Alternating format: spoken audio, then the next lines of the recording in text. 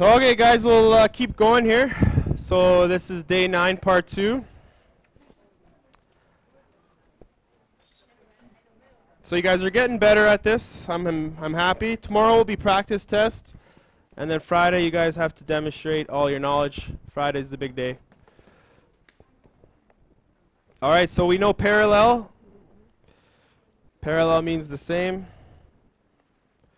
So we're gonna take this slope. That's the slope that we're going to use. We're going to use this point.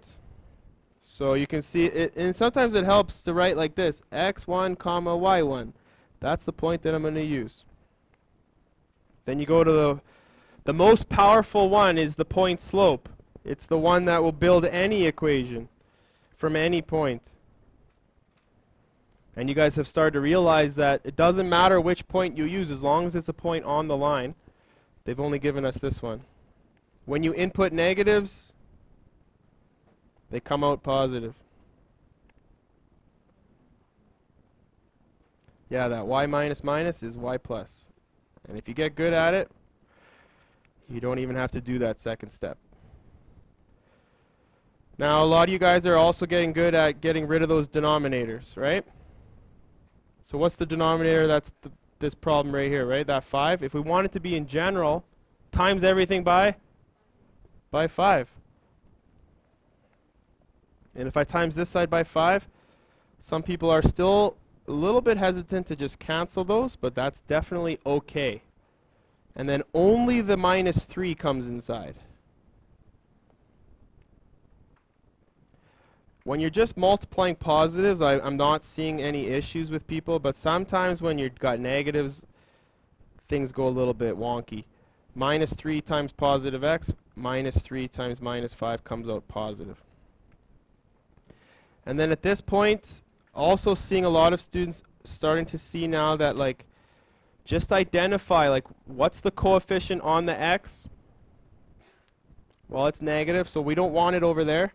So we do the opposites, plus 3x minus 15, plus 3x minus 15. That gives you 0 on the right-hand side. And that's what we want. We got a 3x, a 5y, and a plus 5. As the 20 and the minus 15 are like terms, they go together. The 5y, the 3x, they have to stay separate because they're not like terms. Okay, starting to feel better about this? Some of you guys are just whipping through it like it's really good. And on Friday, like the Friday's exam and the written response, it'll just be very similar to all these questions. And then when you get the practice test tomorrow, the multiple choice will look so similar to that too. So lots of preparation for this. And then we only have one more unit, guys, and then it's all done.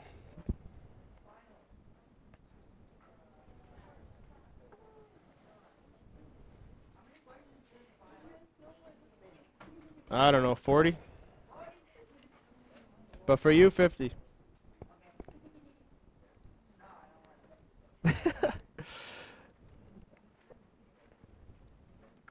Okay, number 9. We want an equation that's perpendicular to 3x minus 1. So what's the slope of this one? 3 over 1. So again, this one is a little bit messy because if you have an integer, a lot of students will forget to put a 1 underneath. Right, Griffith? For integers, put 1 underneath. That way when you go to flip it, the perpendicular flip, and a lot of students are flipping, but some of you are forgetting to, what else? Yeah, switch the sign. Okay. So this is our new slope that we want to use with this point. Y take away minus 5, negative 1/3, x take away 0. Also, if you see something that you can simplify, just do it. X take away 0, what is that? Oh, it is a y-intercept. but we'll go this route anyway.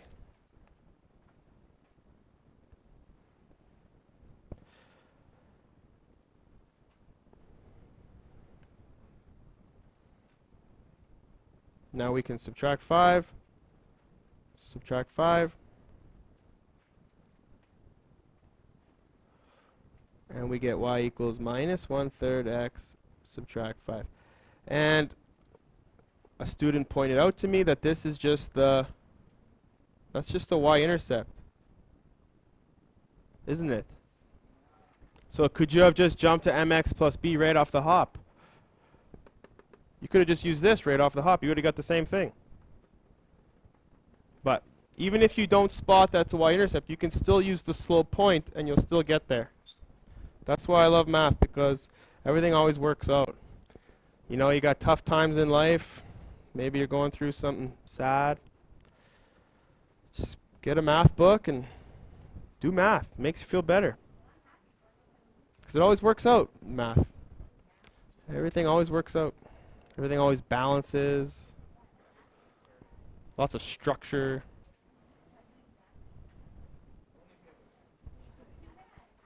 Yeah. Okay. Okay, so if we want to throw it in general form, what do we got to do? Times by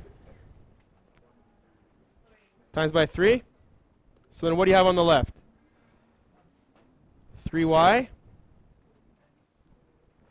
And if we times everything on the right by 3, you just got to be careful to put it on both. So I bet the minus 15 is easy to do, but what about the 1 on the x? What happens when that 3 goes into the third? Like, what happens when you have 3 thirds? It's a whole, right? 3 thirds? That's just a whole. So those 3's cancel, right? And it's just minus x, minus 1. So is it quite general yet? That's a problem, right? The minus? So add x and add 15. Whatever you do to the right, do to the left. And then collect like terms. We don't have any, so it's just an x, a 3y, and a 15. Blessed. Oh my gosh, unreal. This is gifts.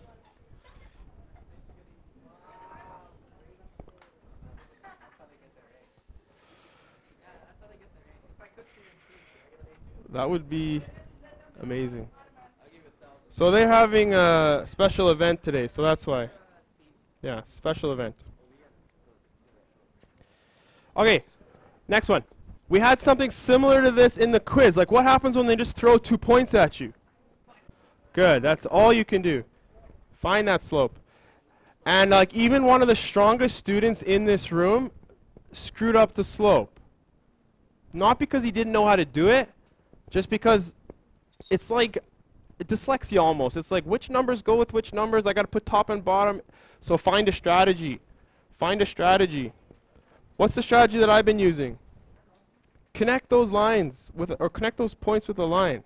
That way you know x's go with x's and y's go with y's. -8 subtract 3. 5 subtract -1. And did you know that if you're not too good at integers, you can just type these in separately? Go in your calculator, -8, -3, enter. What's it going to spit out? Now go to the bottom, go 5 minus -1, it's going to spit out 6. And then what you can do is go -11 divided by 6, math, enter, and it will reduce it to lowest terms for you, which this one already is, because 11 is prime. Okay, so I have slope. Which point do I use? Yeah, good, whichever one you want.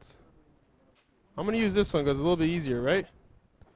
So y take away 3, -11 over 6, x plus 1. Now you're getting good at this. You don't even have to write those extra steps.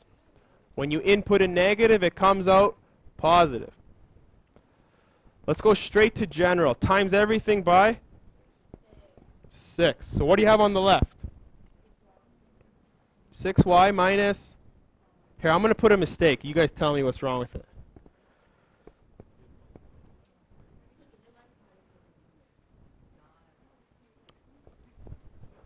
Yeah. This has to be what? Okay, so how come when I do it, you can spot the problem, but if you guys are sometimes doing it, you just go through it. Go slow. Be careful.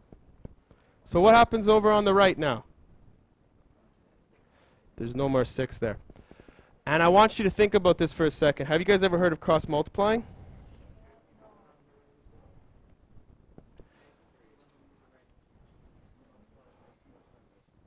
I just want to show you this though. 6 is on the bottom on the right, yeah? So it can go at the top at the left. That's all that's happening. Cross multiply. But when you multiply this side, you have to distribute the 6 onto here. Okay, and then some students were saying, why don't you just distribute that 11? Well, let's go ahead and do that now.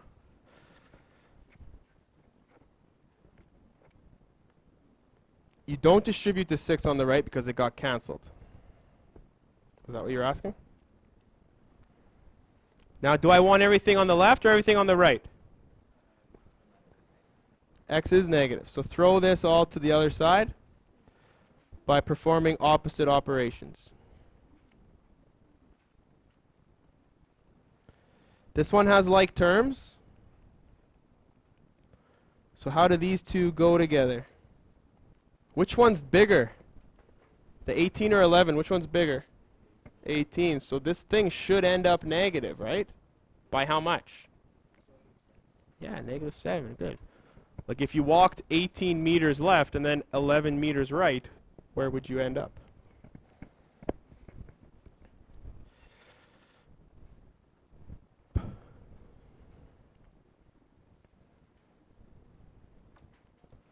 How much more we got here?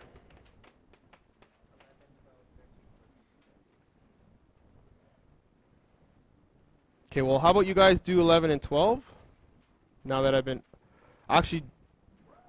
Oh, 11's nasty.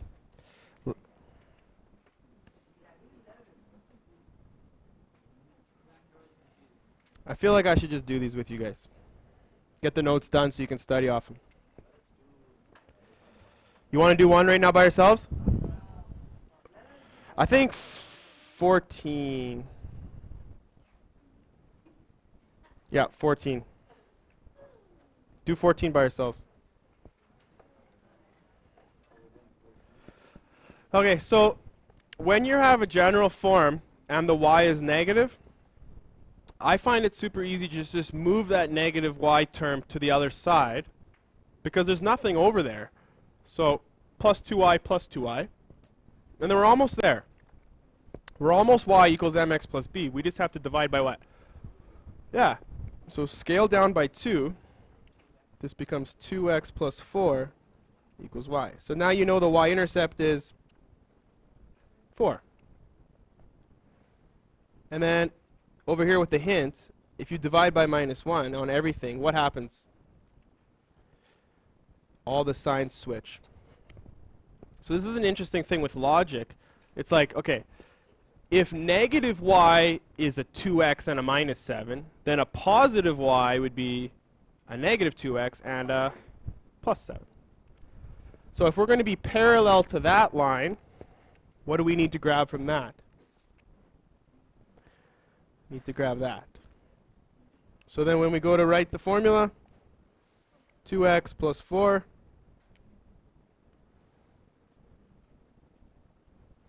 thank you.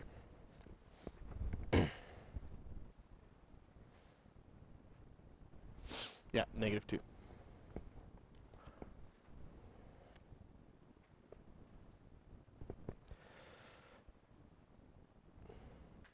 Okay, so 12 and 13, these are the weird ones because They're the perfectly horizontal or the perfectly vertical.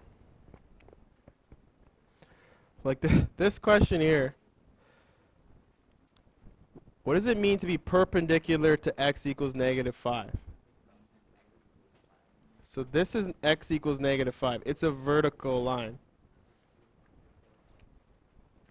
So then if you're perpendicular to vertical, you would have to be horizontal, and you got to go through the origin. So it's the line, horizontal line that goes right through the origin. That line is y equals 0. Yeah. Because that's the y value. So those ones are easy but weird. Just like 12. Yeah, like parallel to y equals 7. Where's y equals 7? Here. That's y equals 7. Parallel to that. Going through this point. Well, what's the y? So that's way down here. This is y equals a -4. And these lines are parallel.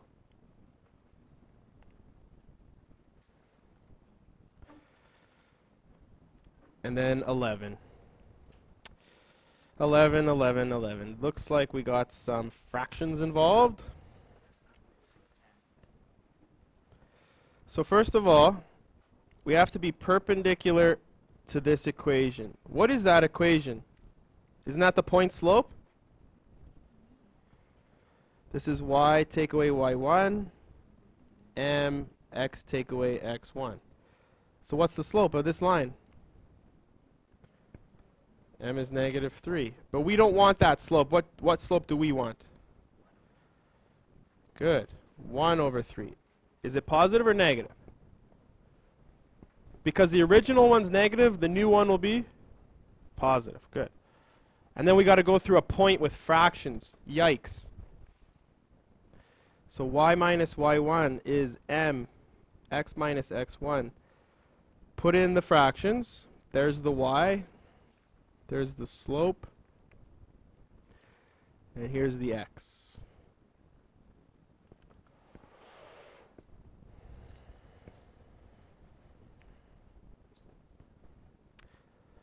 And now we have to really think. We really got to think on this one. If I wanted to convert this to general form, what denominator do I have to times by? But 2's not enough.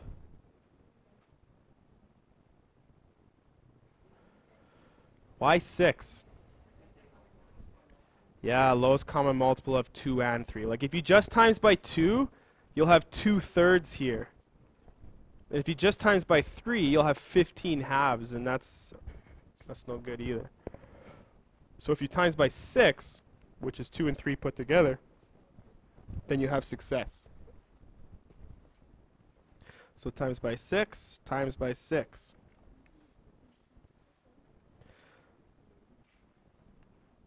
So then we got 6y, take away 30/2.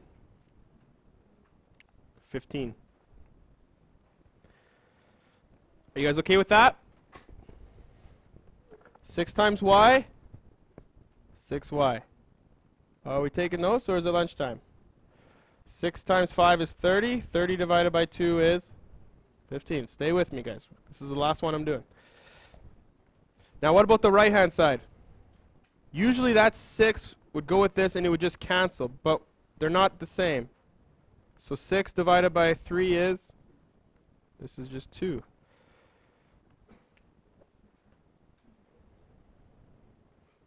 Now this 2 by itself goes in. And you get 2x minus 3. That worked out nicely, that the 2 inside canceled. That worked out nicely. And then dump everything to which side? The right side. Good, Anthony. X does need to stay positive. So we have a 2x and a minus 6y. Because the 6y on the left here had to get moved over to the right. So it becomes minus 6y. And then this minus 15, it also has to get moved over. It becomes a plus 15. But that plus 15 goes with that minus 3. Plus 12. Good.